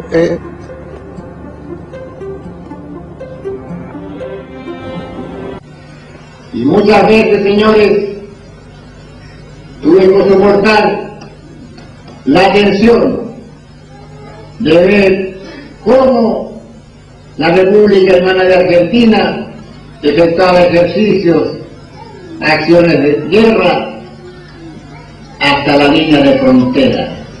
Y ahí fue cuando en esa oportunidad le manifesté al señor presidente Videla que mientras hacían ejercicios hasta la frontera no había problema. Pero ahí se pasaba la línea de frontera. Ahí se pasaba. Recibí esa orden que estaba escrita directamente de Pinochet y decía más o menos lo mismo. Ante posible acción ofensiva de fuerzas argentinas, defenderá su zona jurisdiccional combatiendo hasta el último hombre. Esa es la misión que yo, como comandante en jefe, recibí. No hay ser humano en el mundo que odie más la guerra que no sea el militar. Porque el militar conoce la guerra desde adentro y en profundidad. Que aquel magallánico que creyera no tener la capacidad, la moral, la fuerza anímica para resistir a la acción de la guerra, les pedía, pero no lo podía ordenar porque no había declaración de guerra, les pedía que dejaran la zona. Estuve con la observación en el aeropuerto y en el puerto durante una semana para ver cuántos magallánicos abandonaba Punta Arenas. Ni uno. Ni uno. Obviamente las circunstancias fueron variando, pero la buena voluntad, también con un impulso que vino del Vaticano, evitó que nuestros países hermanos desde siempre entraran en un conflicto bélico. En 1987, Chile recibió la ilustre visita de su santidad, el Papa Juan Pablo II, principal artífice mediador en el Tratado de Paz entre Chile y Argentina. Si hay una imagen que todos los chilenos recordamos de aquella ocasión, es la de su santidad el Papa Juan Pablo II en los balcones de la Moneda acompañado del presidente Pinochet, ovacionados por una multitud congregada en la Plaza de la Constitución.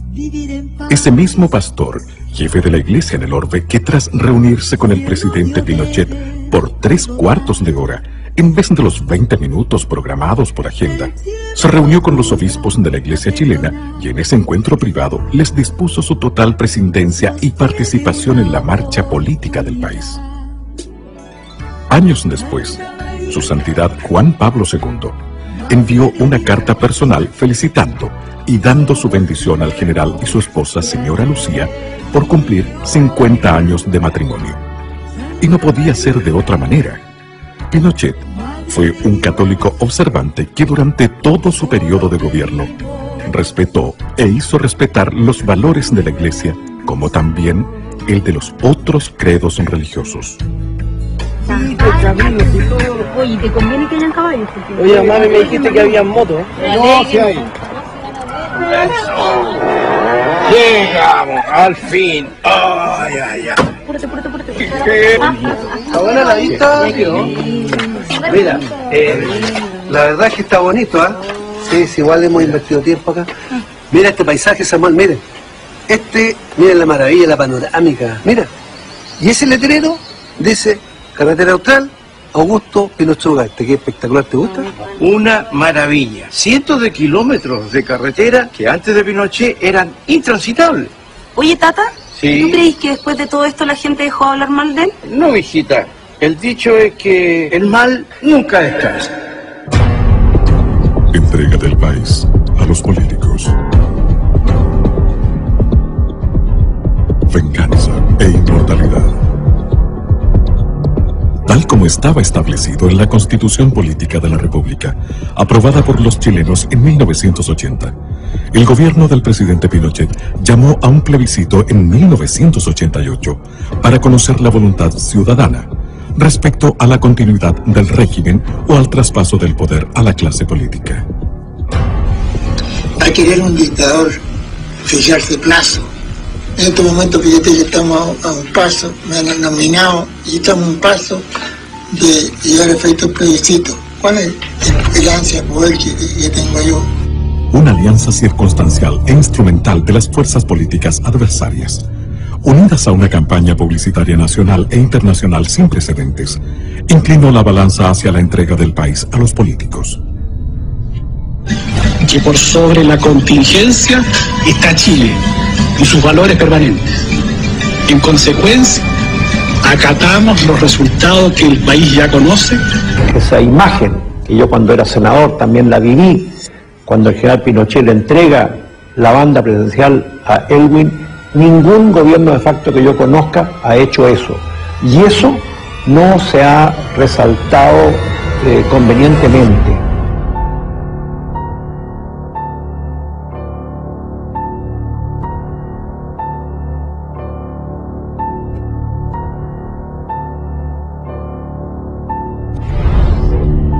La instrucción a los ministros, a los intendentes, fue preparar una entrega modelo.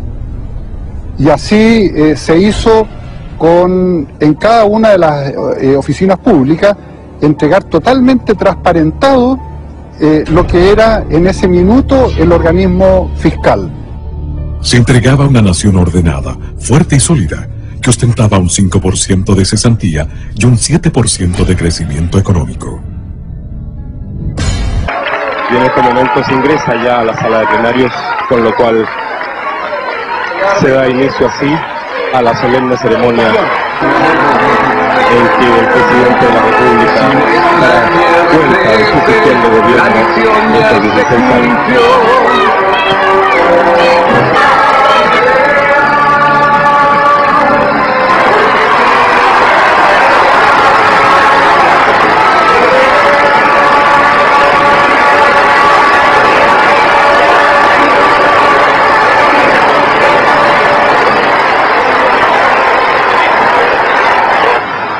Compatriotas, hoy puedo decirles con plena tranquilidad de conciencia y gran satisfacción que la misión emprendida en septiembre del año 1973 se encuentra totalmente cumplida.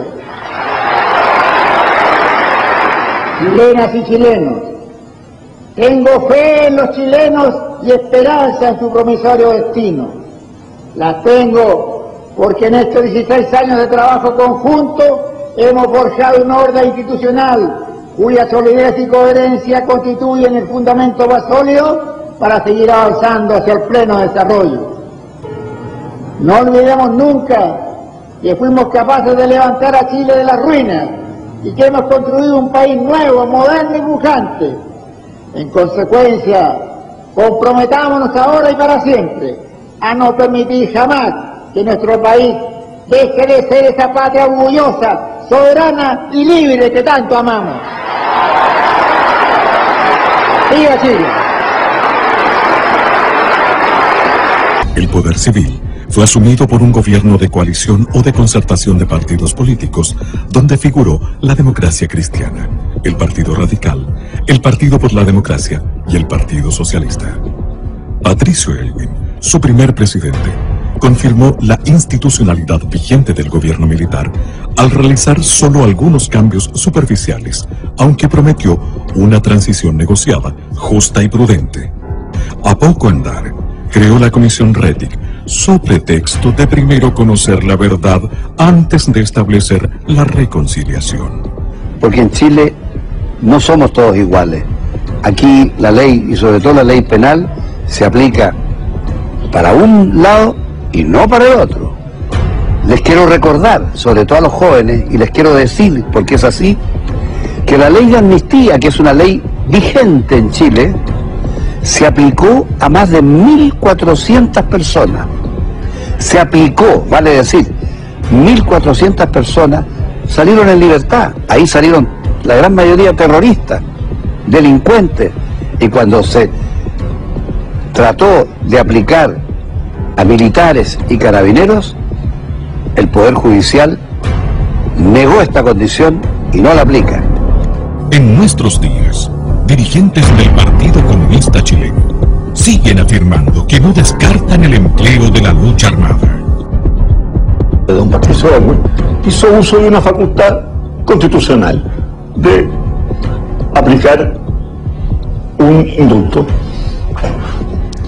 Y en lo que se refiere al personal militar que se encuentra procesado, que se encuentra condenado, y a alguno que ha muerto en la cárcel, se ha estimado por quienes tienen el poder político de no aplicar esta facultad que es discrecional del presidente de la República, o no legislar a este respecto. Olvidando la experiencia del asesinato de Pérez Zukovich, el presidente Elwin indultó a los terroristas que habían estado en este bando. Bajo su mandato, murió asesinado por estos terroristas el senador Jaime Guzmán. 4 años después, otro demócrata cristiano, Eduardo Frei Ruiz Tagle, inició el segundo gobierno de la Concertación. Buenos días, guardia.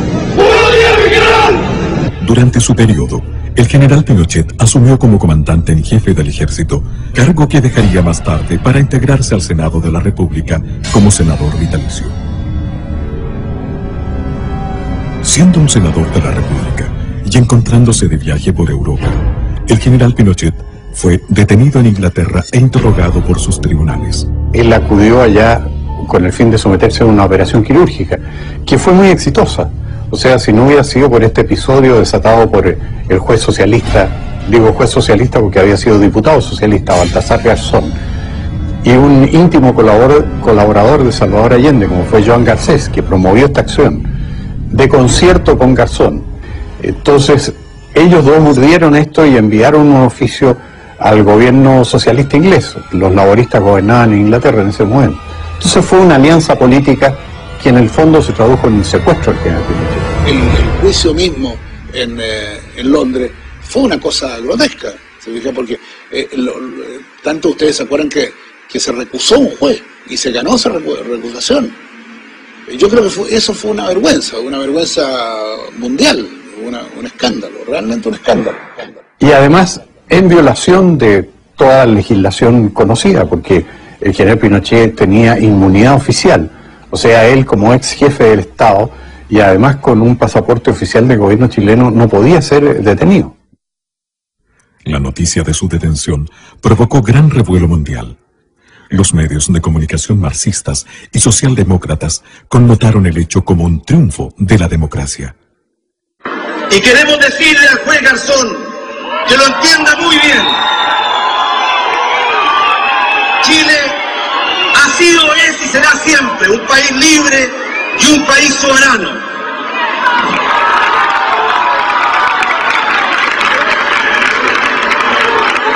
Por un problema de principios, no podemos permitir que hoy día un juez español, mañana un juez de Mozambique o de cualquier otra parte del mundo, se arroje una jurisdicción que no le corresponde y pretenda intrometerse en nuestros asuntos y juzgar a personas por hechos ocurridos en nuestro país y que tienen el alto cargo de haber sido expresidente de la República. Dentro de los sentimientos de apoyo que provocó en nuestro país el secuestro del general Pinochet en Londres, fue el que unió por esos días a las barras bravas del fútbol profesional, la Garra Blanca de Colo-Colo y los de abajo de la Universidad de Chile, los que jugaron un partido amistoso de baby fútbol pidiendo la libertad, y en el acto de conmemoración del 11 de septiembre que se realizó ese año se dieron un fraternal abrazo. Durante su calvario, el matrimonio Pinochet recibió la visita de la primera ministra británica, Margaret Thatcher. Las imágenes de este cálido encuentro se mostraron al mundo entero y mucha gente, en distintas latitudes, comenzó a preguntarse acerca de lo que pasaba verdaderamente en Chile. Después de visitar al general, al día siguiente, como digo, me recibió la señora Margaret Thatcher en su casa. Entonces ella me dijo: así que usted no tiene entrevista con ninguna autoridad de gobierno, ¿no? Le dije: señora, yo no vengo con esa misión ni con esa intención. No, me dijo, yo creo que usted debe tratar de reunirse con alguien, porque es bueno que a lo mejor el gobierno inglés conozca un poquito la visión real de lo que está pasando en Chile. Gestionó una entrevista con una persona que trabajaba en el gabinete del primer ministro. Llegué a la oficina de este caballero y fue muy atento, me recibió y estuvimos conversando un momento. Así que me permití en ese momento decirle, mire, yo le agradezco que me haya recibido, solamente venía yo a visitar al general, que está acá, pero ya que tuve esta oportunidad, le voy a expresar, y creo que es bueno que usted lo sepa, el sentimiento de mi institución, que es la que yo represento. Y quiero ser bien claro en eso.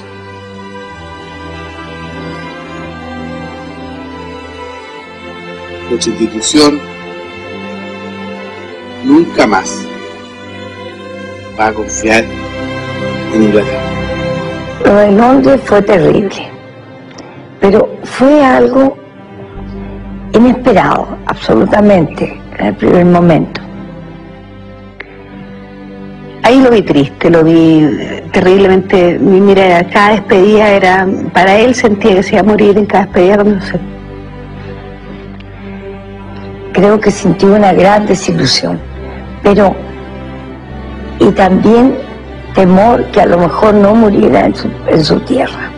Estaba lejos de su patria, porque él no, para él morir lejos de su país, no mirando la cordillera, era una cosa horrorosa. También impactó la masiva presencia de connacionales que viajaron a darle su apoyo al general Pinochet, enfrentándose en las calles de Londres a una orquestada movilización internacional. Y teníamos que demostrar que él también tenía un gran apoyo, y él era muy querido en Chile. Y la verdad que el grupo humano de gente que fue, estábamos todos muy compenetrados y muy con ganas de poder de decirle a él y al mundo que efectivamente él no estaba solo. Y alguna vez lo vi comiendo una empanada chilena hecha por mí y llorando como hombre, llorando de emoción, y justamente fue para el 18 de septiembre, donde cantamos el himno nacional y todos llorábamos de emoción y de pena de lo que estaba pasando con él, que lo pasó muy mal. Y la verdad que fueron momentos súper fuertes, ¿eh? Y la gente, incluso la gente que vivía allá, los chilenos, nos miraban y no podían creer, decían cómo había gente que había venido de tan lejos a demostrar su cariño por él. Cuando yo acompañaba a mi capitán general en Londres, cuando lo fui a cocinar, lo que le dolía a él eran los traidores. Porque me decía, Coquito, los comunistas siempre me odian, tienen derecho, pero los que me cargan son los traidores. Así que usted, si alguna vez le dio la mano y él se la dio con cariño, no puede traicionarlo, porque está traicionando a su país. Y eso me duele a todos los que tenemos buena memoria. Así que, ojo, porque la cuenta se pasa. Los políticos tienen que saber a dónde van. Y espero que conduzcan bien este país, porque lo veo bastante complicado. En diciembre de 1998, desde Londres, el general Pinochet envió a los chilenos una sentida carta. A través de sus párrafos, es posible avisorar la absoluta claridad que él tenía acerca de las razones y de los gestores de su detención. Impedido de regresar a mi país y viviendo la experiencia más dura e injusta de mi vida, expresaba la carta, quiero agradecer a mis compatriotas todas las nobles muestras de cariño y apoyo que me han dado. He sido objeto de una maquinación político-judicial, artera y cobarde, que no tiene ningún valor moral, mientras en este continente y específicamente en los países que me condenan mediante juicios espurios, el comunismo ha asesinado a muchos millones de seres humanos durante este siglo. A mí me persiguen por haberlo derrotado en Chile, salvando al país de una virtual guerra civil. Ello significó 3.000 muertos, de los cuales casi un tercio son uniformados y civiles, que cayeron víctimas del terrorismo extremista. Más adelante, aclaraba, si con mi sufrimiento se puede poner fin al odio que se ha sembrado en nuestro país, quiero decirles que estoy dispuesto a aceptar todos los designios del destino con la más absoluta confianza que Dios, en su infinito amor, sabrá hacer fecundo este sacrificio que le ofrezco para que triunfe la paz, y en el amanecer ya del nuevo siglo, sean los chilenos un pueblo unido y reconciliado como el que siempre soñé alcanzar a ver. Finalmente, Inglaterra dio cuenta a tiempo que su justicia no podía ser dirigida por un juez español que estaba gastando su presupuesto y prestigio y que ello no la llevaba a nada beneficioso. Era arbitrario, o sea, no tenían por qué tenerlo preso los ingleses. Gracias a Dios que fueron los ingleses y no los españoles.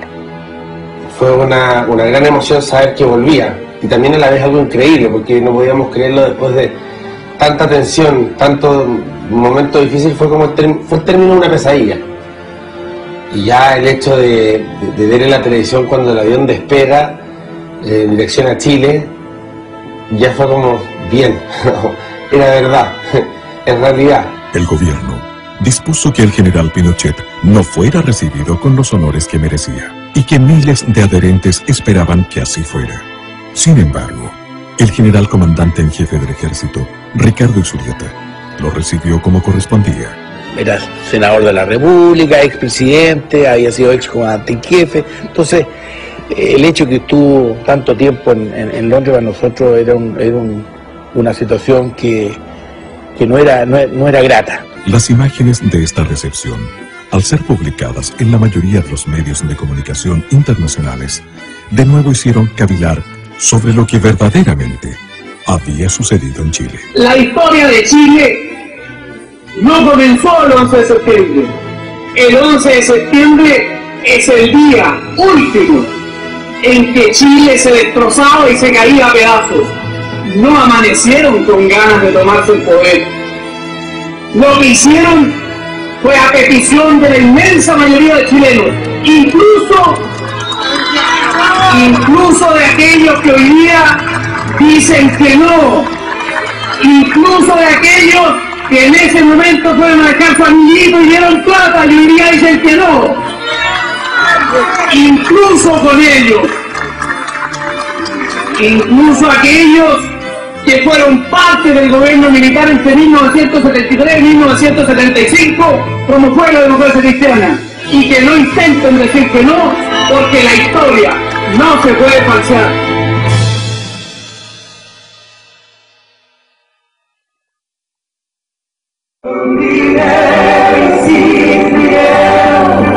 Hace siempre lo que quiere y su palabra es la ley.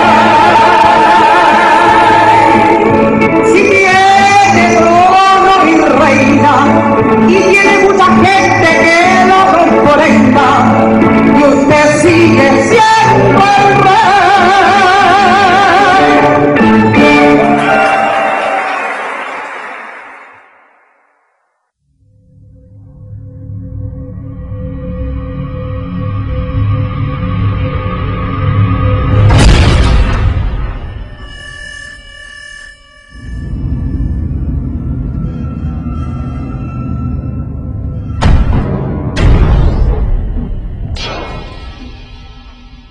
Fue un hombre que tuvo críticas en el camino, y yo no fui ajena a ella, lo reconozco con hidalguía, pero como se lo dije en privado, hoy día se lo repito en público.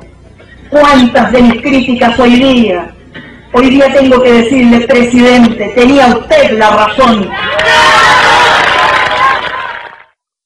Durante el gobierno de Eduardo Frei hijo, se modificaron los textos de educación y se estableció en ellos que la violencia en el país había sido iniciada solamente por los agentes del Estado, en tiempos del general Pinochet.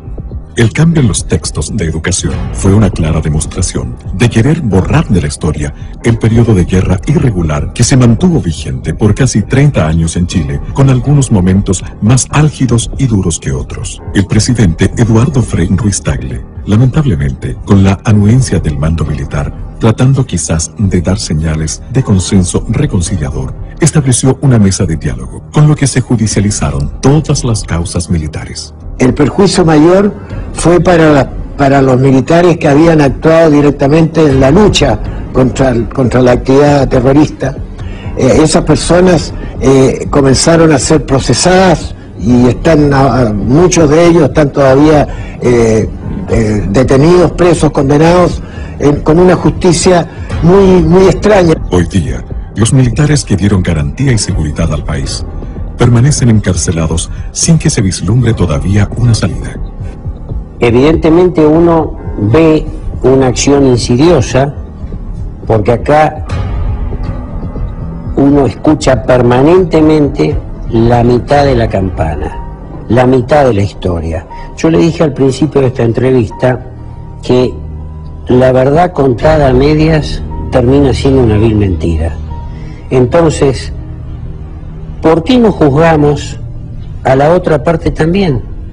Yo no estoy diciendo, ningún camarada dice no tenemos que ser sometidos a juicio, pero a juicios justos. Mire, yo no quiero entrar a juzgar a los jueces porque ellos es un poder del Estado que es independiente, pero me parece que con el tiempo va a haber una recapitulación aquí en la forma en que ha actuado la justicia, que creo que no ha sido la mejor. Mi opinión personal es que simplemente aquí se ha aplicado un doble criterio en lo que dice relación con la aplicación de tratados internacionales, pero ahí está la Corte Suprema, que hasta hace 10 años lo aplicó de una manera y ahora lo aplica de otra manera, con las mismas normas legales que estaban vigentes ahora y antes. Tras el gobierno de don Eduardo Frei Ruiz-Tagle, vino el gobierno de don Ricardo Lagos Escobar, quien intentó reivindicar al nuevo socialismo, al socialismo renovado, que apoyó nacional e internacionalmente su gestión. Su sucesora, la presidenta de la República, doña Michelle Bachelet Jeria, hizo recrudecer el trato a los presos políticos militares. Caracterizó su gobierno con una serie de cambios sociales. Su eslogan fue ni perdón ni olvido, mientras en los escenarios internacionales declaraba no guardo resentimiento alguno. Pero Tata, tanta persecución, parece película de terror esta cuestión, po. Mira, es que todo está clarito. En la prensa, en los textos de estudio, en el Museo de la Memoria y en la sentencia, acuérdate, po. Bueno, pero es que en los juicios contra militares, que no tienen nada de justicia. Sí, po. Pucha, Tata, encuentro escalofriante tanto rencor. ¿Sabéis, Tata?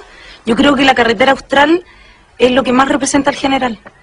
Abriendo caminos, dejando huellas donde antes nadie lo había intentado. Estamos de acuerdo, mi niña. En todas las épocas han habido grandes hombres que han abierto caminos y han dejado huellas imborrables. El 24 de diciembre del año 2006, semanas después del fallecimiento del general, la Fundación Augusto Pinochet dio a conocer una carta del exmandatario en la que en uno de sus párrafos se dirige especialmente a las nuevas generaciones, aclarando: Chile empezó a arder y se encajonaba sin escape. Objetivamente, en mi concepto, a 3 posibilidades.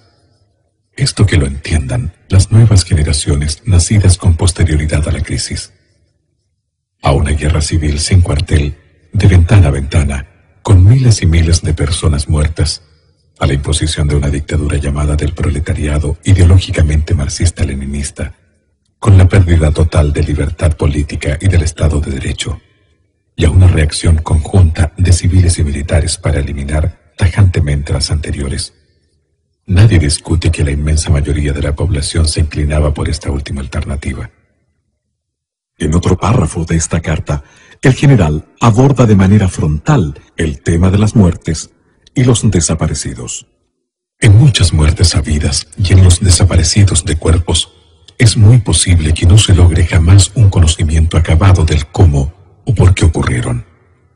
No se puede descargar con simpleza la responsabilidad de un sinnúmero de extralimitaciones porque no hubo un plan institucional para ello. Los conflictos graves son así, fuentes de abusos y exageraciones. En los enfrentamientos habidos en la historia, el resultado en cuanto a pérdidas de vida y las deshumanizaciones son parte de su definición. Finalmente, la carta concluye con una exclamación que parece surgir desde el alma misma del general Pinochet. ¿Cómo quisiera que no hubiese sido necesaria la acción del 11 de septiembre de 1973? ¿Cómo hubiese deseado que el presidente Salvador Allende no hubiera incubado en su ideario el propósito de transformar a nuestra patria en una pieza más del tablero dictatorial marxista? Esta misiva, conocida en forma póstuma, no hace sino engrandecer la imagen de Augusto Pinochet, a juicio de algunos analistas internacionales, como lo menciona en su obra el escritor italiano Mario Spataro. El mundo, poco a poco, está comprendiendo y valorando la verdad de los hechos que acontecieron en Chile, y la imagen del general Pinochet está comenzando a tomar su real dimensión de estadista y patriota. También lo cree así Paul Johnson, destacado escritor e historiador inglés, que señala textualmente en su obra: la gente debe estar de acuerdo en diferir sobre los héroes. Yo admiro enormemente a Chile y su gente, y me preocupé cuando mi amigo Salvador Allende se hizo presidente y abrió el país a las hordas de radicales armados de todas partes del mundo. Así que aplaudí la toma del poder por parte del general Pinochet. Pero al evitar la transformación de Chile en un satélite comunista, el general se granjeó el furioso odio de la Unión Soviética. Pinochet sigue siendo un héroe para mí porque conozco los hechos. Pinochet es el hombre del destino, por su voluntad inquebrantable y por su obra gigantesca. Forjador en lo fundacional del régimen, conductor de la transición y realizador de la futura consolidación y de la entrada de Chile en una nueva era. Estas no son palabras, son sentimientos profundos.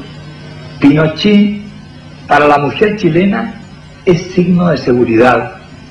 Pinochet, para la juventud chilena, es símbolo de realización cierta de sus esperanzas. Pinochet, para el país entero, es el hombre símbolo de la vocación de grandeza de Chile. Pinochet es el más grande estadista de este siglo. Muchas gracias. Quizás el acto revanchista menos honorable de parte de la coalición gobernante y de su presidenta en esos momentos fue aquella orden política dada al comandante en jefe del ejército, general Óscar Izurieta Ferrer, con motivo del fallecimiento del general Pinochet, de no hacerle funerales de jefe de Estado y que no tuviera cortejo público. Sin embargo, aquel encontró la solución al hacerlo en la escuela militar. Si lo único que le falta a este país, lamentablemente, es poderse dar la mano entre todos. Por eso cuando mi papá se murió, yo me acerqué donde la señora Blandón y le di la paz. No por un gesto de aparentar políticamente nada a favor ni en contra de nadie. Simplemente porque en una misa fúnebre donde mi padre había muerto, hice lo que me enseñó él, que las rencillas y las cosas se dejan de un lado. El mundo entero observó conmovido el adiós al general, preguntándose nuevamente qué había acontecido realmente en Chile. Yo, señor, estoy en la final de la vida. Ya la llevo, que se va terminando, y el camino solo se acaba. Pero siempre guardo para ustedes el cariño, el apoyo, y sobre todo el amor hacia cada uno de ustedes. Les agradezco todo lo que me han invitado. No tendría palabras para decirles cuánto es mi alegría y cuánto es lo que yo recibo de ustedes. Hoy, cerca del final de mis días, quiero manifestar que no guardo rencor a nadie, que amo a mi patria por encima de todo y que asumo la responsabilidad política de todo lo que he obrado en la convicción que ello no tuvo otro norte que engrandecer a Chile y evitar su desintegración.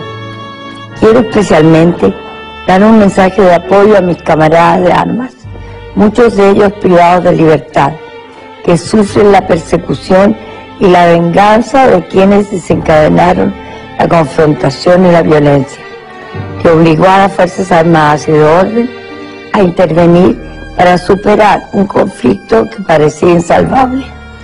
Gracias a su coraje y decisión, Chile pudo transitar entre la amenaza totalitaria y la plena democracia que nosotros restablecimos y de la cual gozan todos nuestros compatriotas. Reitero lo que he dicho siempre: yo asumo la plena responsabilidad política de lo sucedido.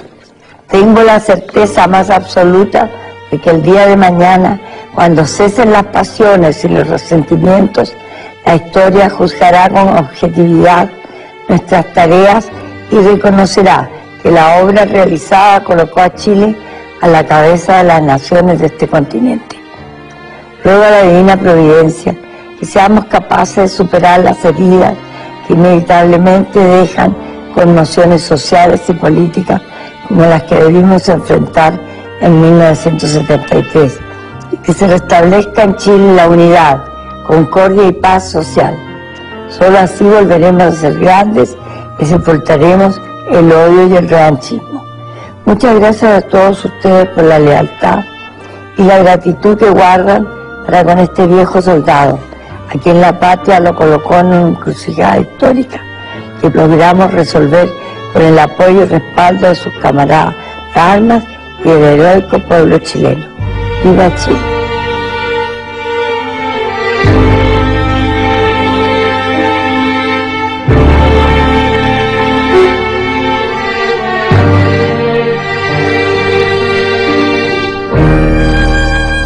El 10 de diciembre del año 2006, a los 91 años de edad, tras 33 años de protagonismo en vida en la historia de Chile, el general Pinochet abandonó este mundo para situarse entre los inmortales de la patria.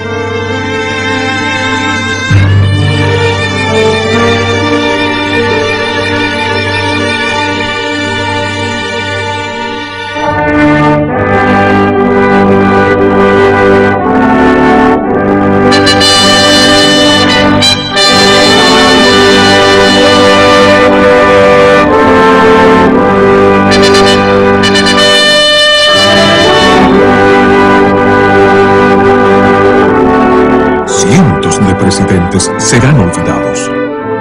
Un general Pinochet vivirá para siempre.